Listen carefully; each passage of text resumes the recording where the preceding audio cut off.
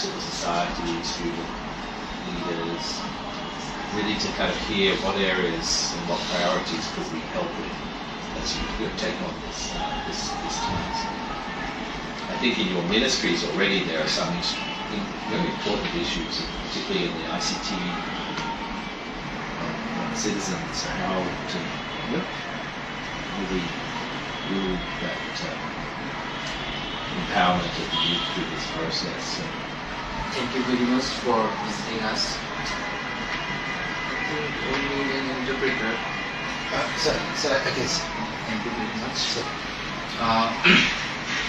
আপনাদেরকে অনেক ধন্যবাদ জানাচ্ছি আমাদের লেখাপড়ার জন্য, এবং আমরা অর্গানাইজেশনগুলো আমাদের সাথে ছিল, বিশেষত আপনার সাথে তো আমাদের দেখা হয়েছিল মুভমেন্টের একদম শুরুতে।